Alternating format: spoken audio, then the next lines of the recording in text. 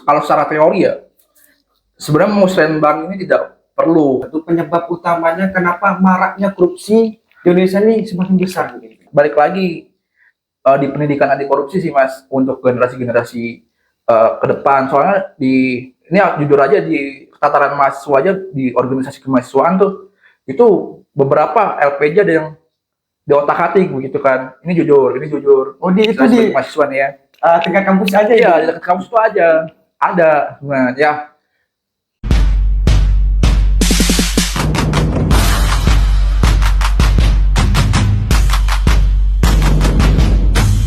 Hai korban ghosting, balik lagi kepada acara komentator. Nah, kali ini kita kedatangan tamu spesial dari mana nih? Dari apa nih? Asal atau Asal dulu, Oh, asal ya. dulu, ya. Banyuwangi ya Mas? Banyuwangi. Banyuwangi. Oh, Banyuwangi. Berarti ini ya, Descendant of Java. Ya. Descendant of Java. Mungkin sebelum masuk terhadap dengan suatu pembahasan kali ini kepada pemirsa, mungkin bisa latar belakangnya bisa disebutkan. Latar belakang ya. Ya. Oke, teman-teman semuanya, perkenalkan nama saya Fuad Hasan, bisa dipanggil Fuad. Sekarang saya aktif sebagai mahasiswa di salah satu kampus di Malang, gitu. Kampus apa tuh? Ini yang di Yang benar di mana? Ya mungkin biar teman-teman biar nanya di kolom komentar dari kampus mana gitu kan. Mungkin ini ya, kita bahas kali ini terkait dengan suatu dinamika ini korupsi. ya. Korupsi ini kan dari zaman ke zaman ini masih tetap terus ada gitu kan, dari zaman kolonial sampai kepada masa era reformasi ini gitu kan. Mungkin kisi-kisi dari Mas Fuad ya, bisa dipanggil Mas Fuad apa kakak ini? Mas aja. Mas aja ya, Ya, Jawa kelihatan Jawanya gitu ya. Mungkin dari Mas Fuad sendiri, dari pandangan sudut apa ya, kisi-kisi dari suatu korupsi yang ada di Indonesia ini seperti apa dulu? Oke. Korupsi ya. Sebenarnya kan korupsi ini udah dari zaman kolonial kan. Ya. Waktu itu kan pernah ada isu bahwasanya uang dari kerja paksa itu sebenarnya nggak ada, itu ada dari pemerintah kolonial, cuman ditilap sama raja-raja atau bupati lah, raja-raja kecil waktu itu kan. Kadipaten. Iya. Ya mungkin bisa jadi budaya sih korupsi di Indonesia, soalnya kan udah dari dulu ya mengakarnya. Nah, jadi PR-nya sekarang pemerintah bisa melakukan antisipasi pencegahan pada generasi-generasi selanjutnya gitu, supaya nggak mencontoh hal-hal buruk. Mungkin ini ya, kalau di era sekarang ini, kalau semisal korupsi itu kan dari masa kolonial sudah ada, berarti bisa dibilang culture gitu ya. Kalau masa anak muda sekarang ya, FOMO gitu lah. Mungkin bisa nggak korupsi itu dikatain dari kayak pejabat sekarang pada korupsi apa mengikuti dari culture sebelumnya, mengikuti FOMO-nya dari pejabat sendiri? Jadi gini Mas, sebenarnya korupsi itu bisa terjadi karena adanya budaya permisif dari masyarakatnya itu sendiri gitu. Jadi kalau misalnya masyarakat tuh secara nggak langsung nih mengizinkan hal tersebut ada, jadi pejabat tuh juga ngikut gitu loh. Jadi kan tahu sendiri kan ada yang namanya budaya permisif, masyarakat itu nggak yang sengah itu dengan penyelenggaraan negara begitu. Bahkan masyarakat kita pun waktu itu ada yang viral-viral itu, ada truk jatuh, truk ikan tuh, itu kan diambil tuh ikannya kan masyarakat. Iya. Ya itulah. Jadi dimulai dari bawah lah. Mungkin seharusnya. dimulai dari bawah harus punya terkait dengan suatu kesadaran juga ya masyarakat dengan hal-hal tindakan sekecil itu bisa membawa dengan dampak yang besar juga. Iya. Mungkin ini ya dari Mas Fuad sendiri terkait dengan kisi dari korupsinya itu bisa dibilang ini ya cukup luas banget gitu ya, dari ini kepada pemirsa gitu ya, kepada korban ghosting gitu. Mungkin ini terkait tadi dinamika korupsi ini, apa menurut Mas Fuad sendiri terkait dengan suatu penyebab utamanya kenapa maraknya korupsi di Indonesia ini semakin besar gitu? Oke. Penyebabnya ya sebenarnya ada dua Mas, dari internal dari pemerintah itu sendiri, dan dari eksternal dari luar ya. Yang pertama dari internal itu sistem pengawasan dari pemerintah itu sendiri yang kurang, auditnya itu kurang. Kan di beberapa daerah itu kan ada inspektorat daerah di kementerian ada namanya Irjen, Inspektorat Jenderal. Nah itu kan fungsinya untuk mengawasi penyelenggaraan negara kan, penyusunan anggarannya kayak gimana, perencanaan kebijakannya kayak gimana. Nah seringkali adanya celah untuk melakukan tindakan korupsi itu karena kurangnya dari pengawasan yang tersebut. Oh, pengawasan bisa dibilang ini ya, korupsi itu terjadi di internal ya, Iya. itu karena ada suatu kesempatan dan peluang juga Ya, dari suatu sistem yang ada di Indonesia ya. ini. Terus kedua dari eksternal, Eksternal. kan yang menyelenggarakan negara itu kan eksekutif ya mas.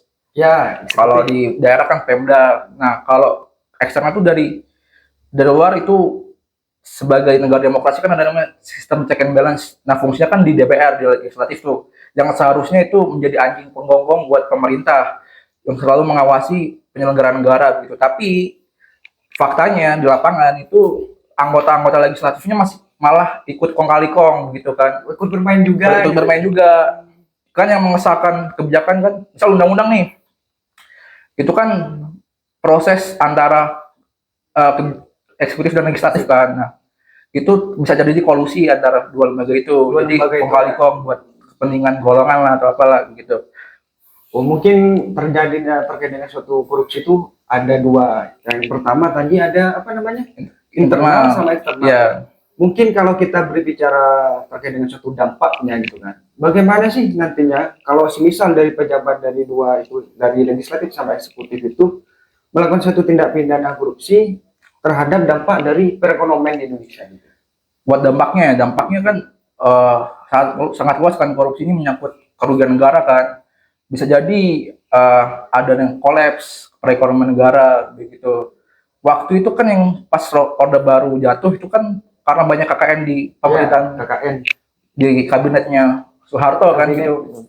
Makanya salah satu tuntutannya itu di salah satu poin tuntutannya itu terkait dengan KKN tersebut gitu. Jadi bisa jadi ada krisis keuangan negara begitu. Dan juga tentunya merugikan masyarakat di bawah, di akar rumput begitu.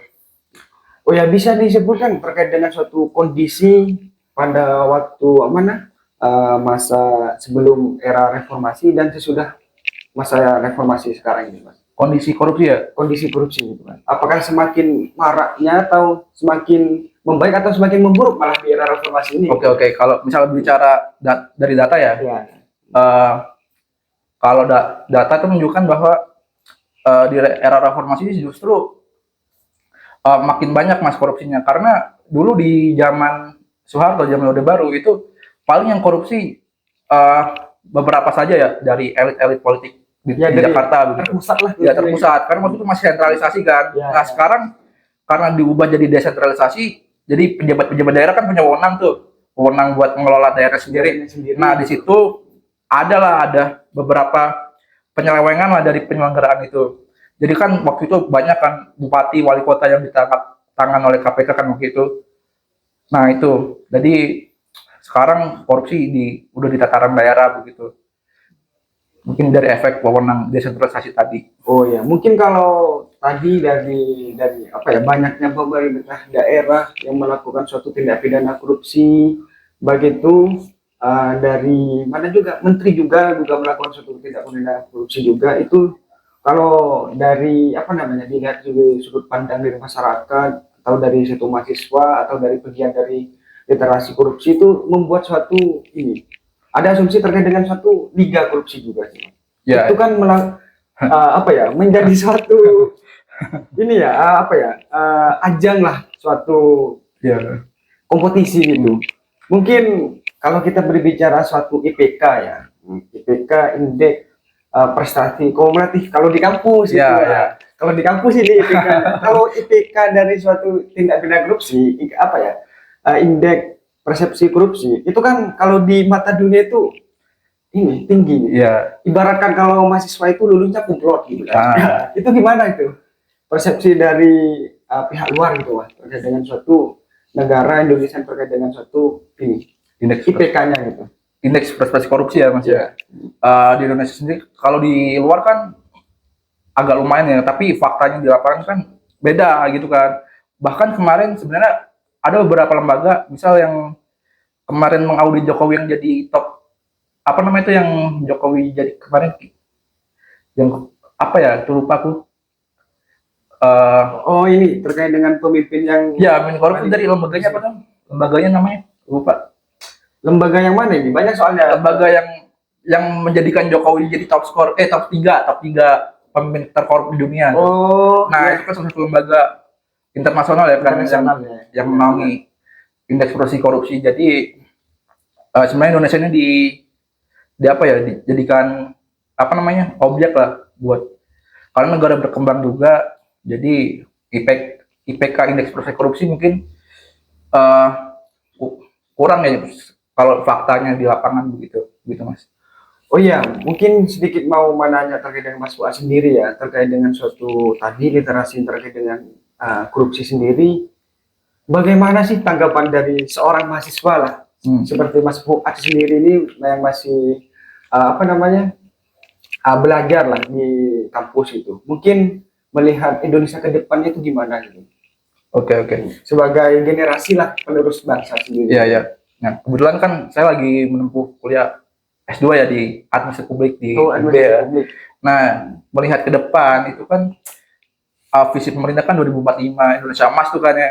Ya, itu kan masih ini ya remang-remang gitu Iya, ya. masih remang. Sebenarnya balik lagi di pendidikan anti korupsi sih Mas, untuk generasi-generasi ke depan. Soalnya ini ya, jujur aja di tataran mahasiswa aja, di organisasi kemahasiswaan tuh itu beberapa LPJ ada yang di otak-atik begitu kan. Ini jujur.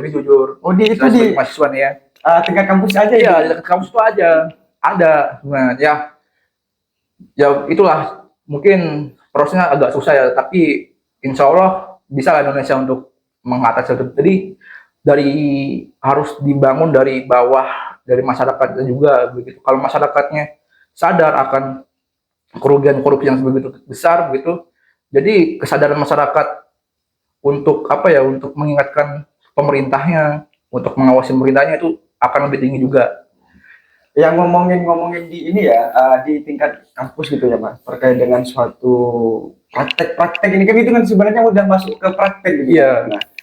Nah, mungkin nggak usah dijelaskan lagi kan terkait dengan suatu oknumnya siapa yang bermain. Iya. Mungkin ada nggak apa namanya terkait dengan solutif sendiri dari Mas Fuad terkait dengan suatu oknum-oknum yang seperti itu, yang padahal itu bahwa dia sadar kan, dia terkait dengan hal itu merupakan suatu tindak pidana korupsi. Iya. Sebenarnya gini Mas, pengawasannya yang rendah sih. Ini buat ini ya, apa namanya, teman-teman aktivis kampus, baik itu yang bergelut di bidang apa?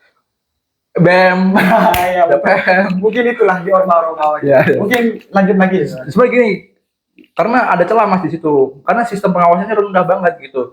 Seharusnya setiap ada penyusunan anggaran, perencanaan program itu melibatkan partisipasi masyarakat, partisipasi publik. Kalau di tataran kampus mungkin dari mahasiswa sendiri gitu. Dari mahasiswa ya. Jadi setiap RAB, setiap laporan itu selalu ada laporannya, ada akuntabilitasnya, ada transparansinya gitu.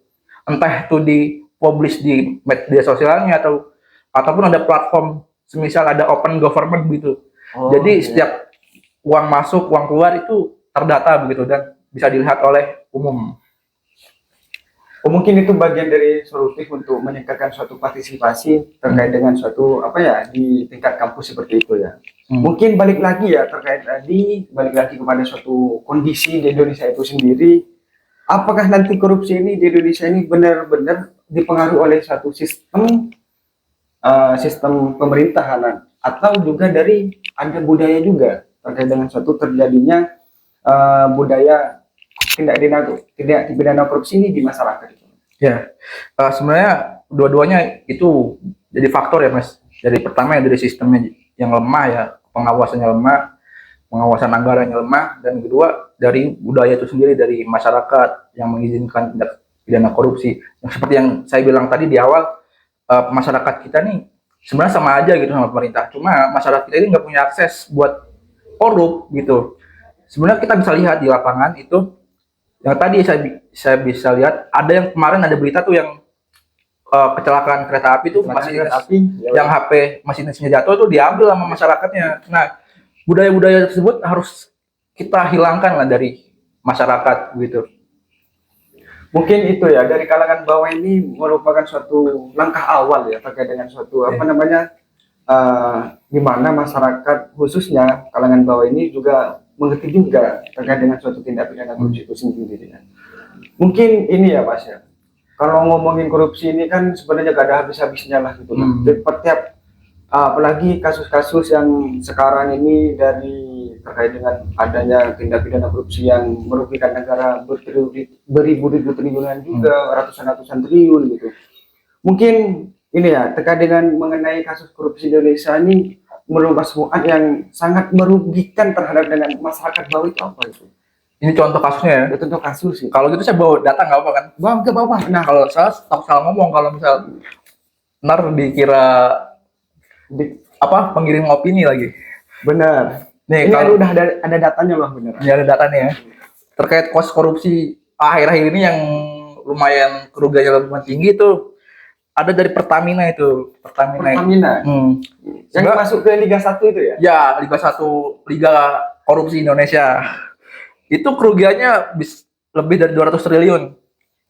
Jadi dimulainya itu nggak cuman yang kemarin kan yang oplosan kan. Yang oplos. Itu sebenarnya sebelumnya ada lagi gitu.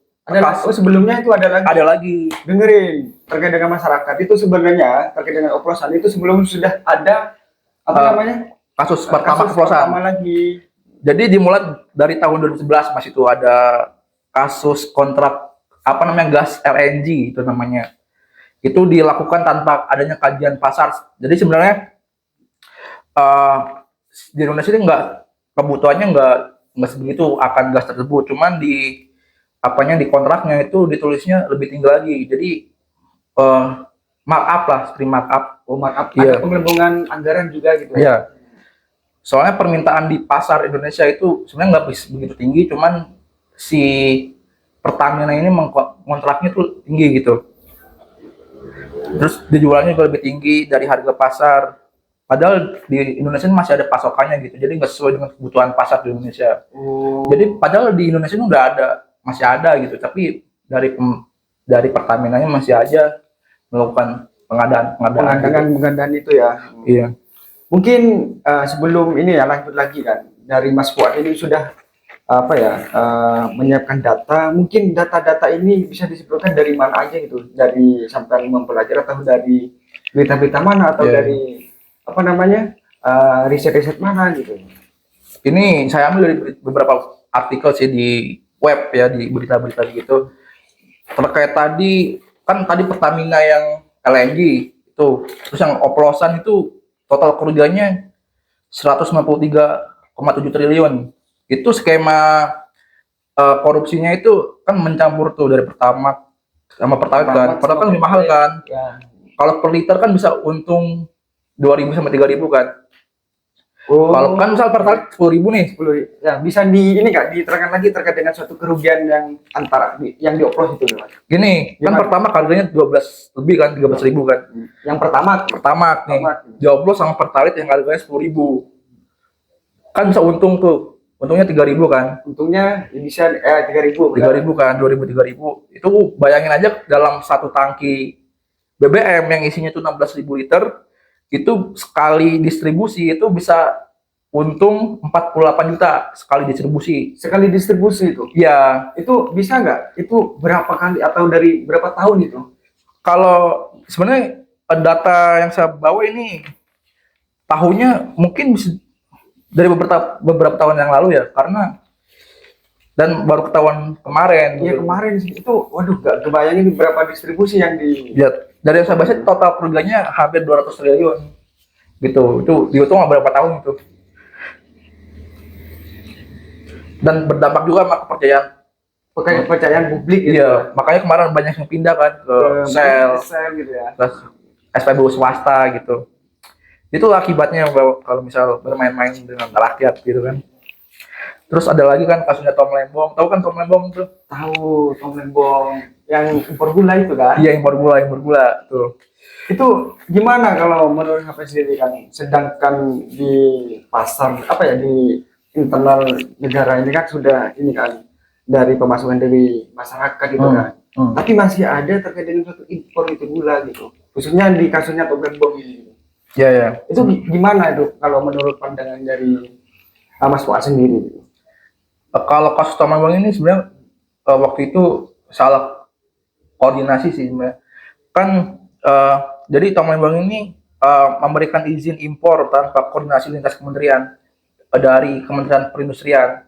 Kan Kementerian Perindustrian di bawah juga kan ada dia menaungi apa namanya produksi gula gitu-gitu kan. Nah, cuman si Tambang ini mengizinkan perusahaan swasta untuk mengimpor gula kristal mentah dari luar negeri kan impor gitu. Itu kan di luar kewenangan sebenarnya dari perusahaan tersebut gitu. Terus ini kerugian si Tom Lembang ini mencapai 578 miliar gitu. Itu berasal dari penjualan gula impor tadi. Jadi gula impor tadi itu dijual lagi gitu. Dijual lagi tapi di atas harga pokok apa penjualan. Penjualan kayak ada apa standarnya Ya gitu ya? kan Di atas standar gitu ya. ya padahal kan ada harga standarnya kan di Indonesia gitu, tapi si gula ini dijual lebih tinggi lagi gitu. Jadi menguntungkan pihak swasta tadi. Mungkin ini ya dari beberapa kasus itu kebanyakan pola korupsinya itu khususnya di pejabat-pejabat pemerintah ini kan. Itu bagaimana pola korupsinya gitu? Pola korupsinya gini, kalau misal Kan saking banyaknya lah kasus di mana ya di Indonesia. ya Gitu. ya Ada yang korupsi terkait dengan suatu apa namanya yang seperti ini, yang satunya seperti itu gitu kan. Nah, itu memiliki pola-pola tersendiri nggak dari tiap-tiap korupsi yang berbeda-beda itu, dari berbagai kasus ini? dari dua kasus tadi yang bisa saya bilang tadi ya. Pertama tuh polanya tuh markup anggaran tadi Merap anggaran. karena nggak sesuai kebutuhan, diada-adain gitu, jadi ditulis di rencana anggarannya. Justru itu peran masyarakat penting di partisipasi publik tadi, kita transparansikan apa namanya desain anggarannya seperti apa gitu kan, supaya nggak ada namanya manipulasi di situ gitu. Oh, manipulasi terkait dengan suatu anggarannya. Iya. Terus biasanya tuh terjadi juga pola markup ini eh, di akhir apa tahun anggaran. Misalnya. Ke tahun anggaran misal duit sisa segini, misal 1 miliar nih duit sisanya, karena ini sisa nih ada sisa, jadi si pemangku kebijakan itu eh, membuat apa ya kayak acara-acara yang nggak outputnya nggak jelas gitu. Buat apa? Buat menyerap anggaran tadi gitu. Anggaran tadi Ya biar habis gitu kan. Dan gitu. Terus yang terkait Tom Lembong itu sebenarnya bisa jadi dianalogikan ke politik balas budi dan transaksional. Karena si Tom Lembong tadi kan mengizinkan pihak swasta buat apa ya impor kan gitu. Padahal seharusnya bukan wewenang dari pihak swasta ini gitu buat mengimpor gula. Karena di dalam negeri itu kan ada produsen gulanya sendiri gitu. Yaitu pola-pola transaksional sih. Kolusi lah bisa disebutnya. Mungkin ini ya, kalau dari saya pribadi ini pengen nanya ke Mas Fuad sendiri. Terkait kalau gula itu kan sebenarnya kebutuhan pokok kan gitu. Mungkin ada nggak yang selain gula itu, kayak misal terkait adanya suatu impor garam, yang bahan baku impor gandum juga, itu kan apa ya, melakukan suatu tindak apa ya kebutuhan juga nih. Itu kan di mana di Indonesia itu masih ada stoknya, akan tetapi dari pihak negara ini masih melakukan suatu impor gitu kan. Masih ada impor ya.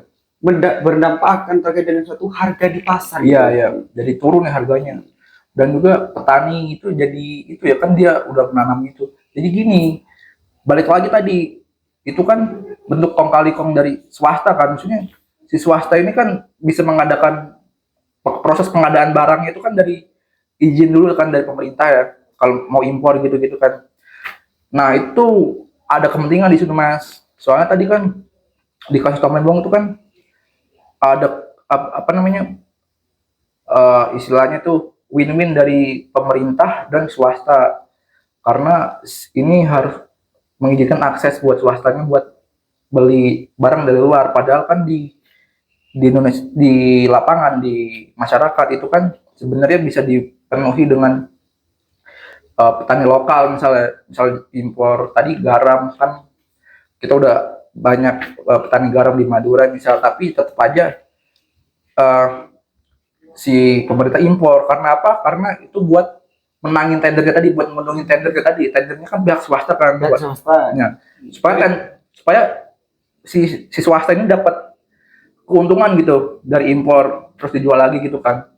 Ya begitulah polanya mas. Polanya sama kayak gitu juga gitu. Iya. Mungkin kalau kita berbicara suatu kesejahteraannya kepada masyarakat, entah kepada petani-petani yang menghasilkan suatu komoditas, baik itu dari garam, gandum, dan dari gula, itu bagaimana sih kan?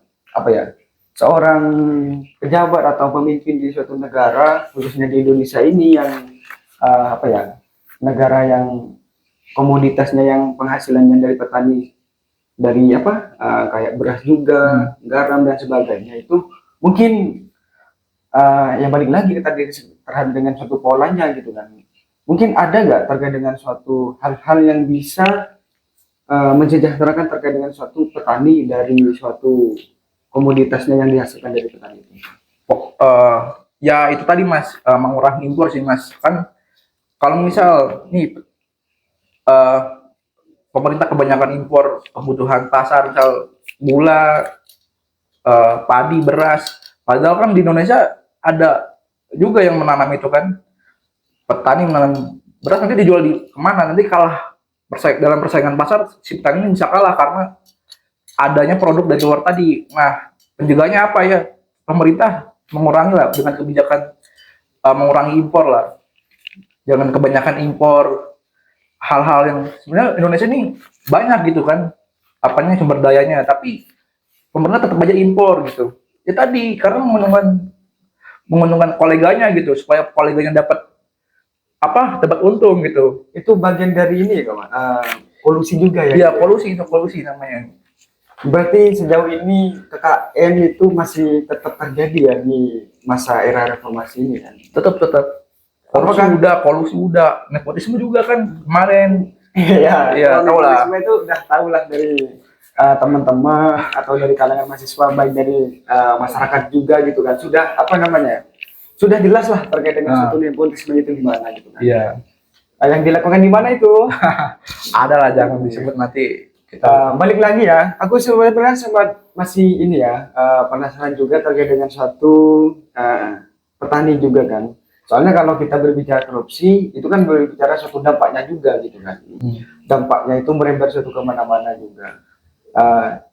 Saya ini kan sebagai mahasiswa juga, mahasiswa di mana dari kalangan dari rumah itu kebanyakan petani gitu kan. Iya, mungkin kalau saya lihat apa ya, korupsi gitu kan di di berbagai berita gitu kan, adanya tindak pidana korupsi yang kerugiannya negara itu yang sampai ratusan triliun, itu sampai memikir dengan satu petani gitu.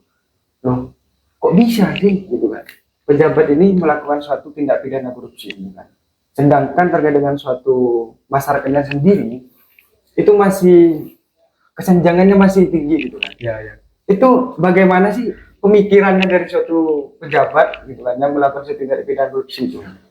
Ini kan berbicara suatu emosionalnya gitu kan. Gini, tadi sempat di kelas tadi nyinggung juga kenapa para pejabat itu, padahal kan udah kaya kan mereka. Yang korupsi kebanyakan orang kaya, orang miskin, coba saya tanya. Kalau istilah korupsi itu dilakukan oleh orang kaya kan?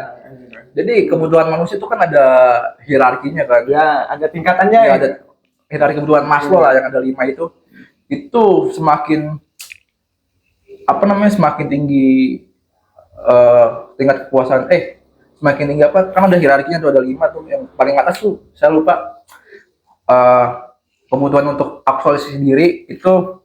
Jadi balik lagi, kalau tentang emosional ini balik lagi ke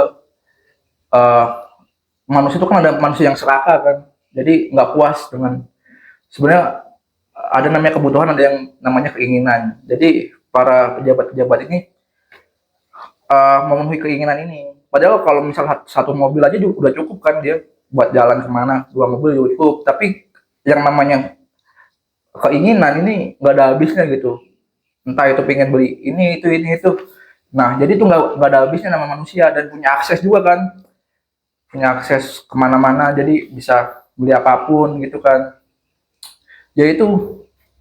Dan juga salah satu faktornya kan hukumnya juga kan di Indonesia kemarin nggak jelas kan. Misal udah ditangkap nih tapi kejelasan kasusnya nggak dilanjutin. Gitu. Keberlanjutannya gimana? Iya, iya. Tetap aja korupsi ini masih enak-enak aja, masih Tiba-tiba senyum aja. iya, tiba-tiba kasusnya hilang kan. Tiba-tiba Oh ya. Mungkin kalau berbicara terkait dengan suatu kepuasan sama keinginan gitu kan, banyak gitu kan pemerintah daerah itu melakukan suatu kan tiap apa ya, tiap periode itu tiap ganti kendaraan gitu kan. Sebenarnya kendaraannya dinas gitu kan. iya iya iya. Itu sebenarnya sudah cukup untuk Sudah cukup, dilakukan suatu sebenarnya. akses, apa melakukan suatu apa program kerjanya, Iya, iya. atau melakukan suatu kerjasamanya gitu kan keluar gitu kan. Akan tetapi dari suatu tadi rancangan-rancangan RAP yang dibuat dari APBD-nya gitu kan, itu masih mencantumkan terkait suatu apa ya pergantian penambahan mobil dinas lagi gitu, atau Iya. enggak mau ganti mobil lagi gitu. Iya, iya. Terkait itu ya, itu kan setiap tahun kan ada namanya rancangan APBN kan, Ya. rancangan APBD. Itu karena kurangnya partisipasi dari publik, makanya di desain anggarannya itu nggak sesuai dengan kebutuhan masyarakat gitu. Sekarang yang dibutuhkan masyarakat itu apa sih? Pendidikan, kesehatan, kesejahteraan. Cuman karena di prosesnya nggak ada keterlibatan dari masyarakat, jadi pemerintah dengan DPR ya kan menyusun APBD itu kan legislatif eksekutif kan, itu seenaknya saja buat nggak ada namanya evaluasi, nggak ada yang namanya apa ya namanya eh, nggak ada yang namanya perlawanan dalam proses penyusunan itu, nggak ada yang menjadi oposisi lah buat itu. Jadi kepentingan dari anggaran ini kebanyakan untuk menguntungkan pemerintah sendiri gitu.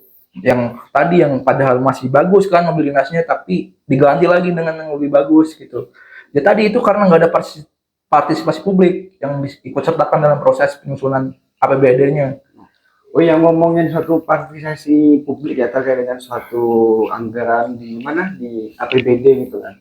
Mungkin kalau di kalangan masyarakat di tingkat kelurahan juga itu kan ada namanya terkait dengan musrenbang gitu. Ya, musrenbang, Musrenbang gitu kan. Mungkin itu apakah benar-benar didengar gitu kan terkait dengan suatu apa namanya musrenbang dari suatu masyarakat gitu. Itu kan bagian dari suatu aspirasi juga. Ya, gitu. ya, ya. Apakah itu sampai kepada pejabat pemerintah gitu kan terkait dengan suatu aspirasinya dari masyarakat. Sebenarnya gini, sebenarnya kalau secara teori ya, sebenarnya musrenbang ini tidak perlu karena ada yang namanya wakil rakyat kan di DPRD, di DPR itu kan fungsi dari penyambung lidah rakyat kan Lidah rakyat. untuk ke pemerintah. Ini penyambung lidah rakyat Soekarno atau siapa ini? Kan itu kan istilahnya kan wakil rakyat kan. Kita DPR itu mewakili rakyat untuk menyampaikan aspirasinya, permasalahannya. Tapi itu kan nggak jalan juga tuh. Makanya reses pun nggak jalan gitu. Makanya diadakan namanya musrenbang des, musrenbangda gitu. Cuman ada beberapa yang didengarkan lah. Tapi kan itu masyarakat juga balik lagi tadi banyak yang bodoh amat yang namanya dengan itu apalah itu urusan pemerintah, apatis juga ya. Apatis. Ya jadi ya karena apatis tadi mungkin ada beberapa orang yang bisa dikondisikan buat masuk di musrenbang itu, ya udah sama aja tujuannya bisa dikondisikan, ya ujung-ujungnya juga balik lagi tadi sama aja karena peran dari masyarakat juga kurang gitu. Karena tadi kan harusnya masyarakat kan pendidikan kebutuhan dasarnya harus kita penuhi, pendidikan, kesehatan. Nah, pendidikan ini penting buat tadi kesadaran masyarakat buat nggak apatis lagi tentang penyelenggaraan negara gitu. Oh iya, kalau menurut Mas Fuad sendiri itu kan terkait dengan suatu keapatisan masyarakat ini yang terjadi sekarang ini kan, itu kan kalau mengikuti satu tren di media sosial itu kebanyakan ya bodoh amat lah masyarakat terkait dengan suatu penyelenggaraan negara ini. Sebenarnya kalau kita dipikir-pikir itu sangat berpengaruh juga terhadap satu kehidupan ke depannya gitu. Mungkin apakah dengan adanya suatu pendidikan yang berkualitas itu kan, khususnya di masyarakat ini yang pendidikan merata gitu kan, mungkin bisa gak kesadaran-kesadaran dari masyarakat itu akan sadar akan hal-hal yang tindak pidana khususnya kayak seperti korupsi ini itu sangat berpengaruh kepada diri sendiri baik itu dari kalangan masyarakat banyak gitu.